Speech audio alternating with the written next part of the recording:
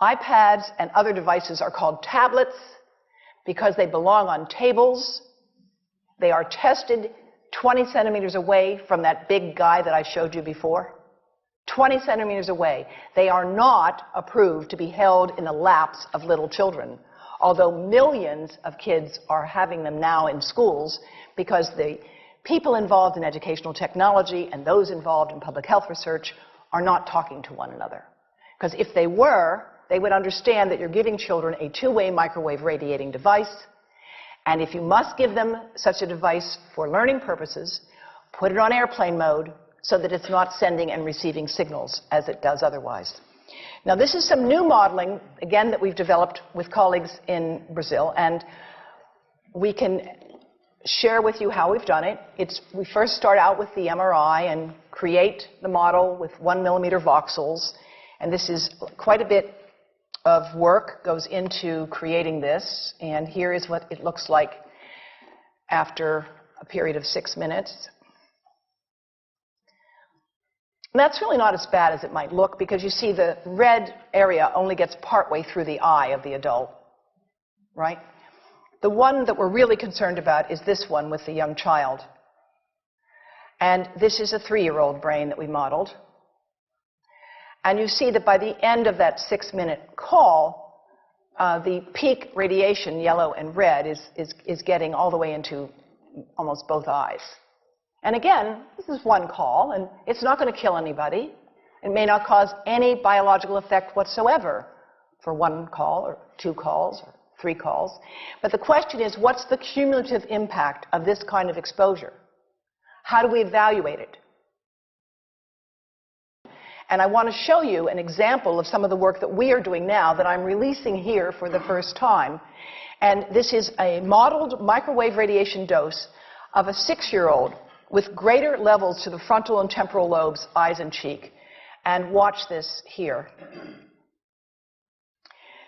Now, yellow, white, and red are the hottest, all right? And if you look carefully, you will see it's going into the eye, the nose. Do it again, just so you'll get to see it. And partly into the brainstem. Now, that's just showing you that there's going to be some exposure into that area of a young head. It doesn't tell you that there's any biological effect, right? Now, the next slide is going to show you something that might be of interest to students and faculty here. And that has to do with exposure to the reproductive organs. We call them the gonads. I think you say the testicles. And bone marrow.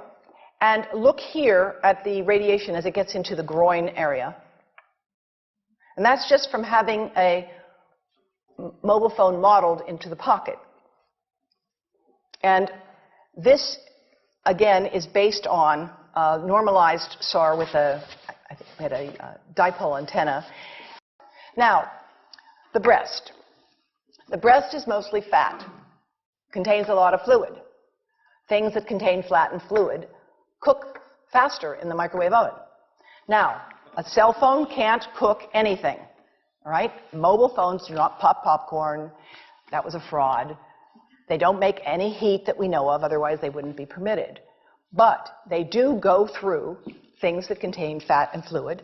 And we are now working at Environmental Health Trust with scientists at the University of California, San Francisco, scientists at formerly the president of the American Cancer Society of California, because we are seeing women who keep cell phones in their bras. Has anyone seen a woman put a cell phone in her bra? Hands up, please. Please tell them you've heard now why they shouldn't do that.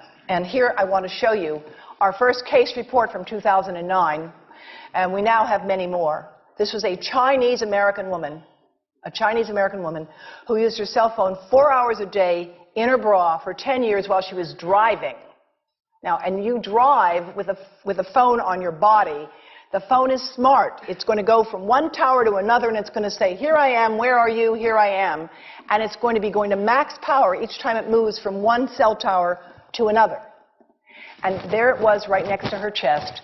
And the tumors that developed right under the antenna of the phone. unusual tumors. But in the meantime, people have a right to know how you can minimize exposure.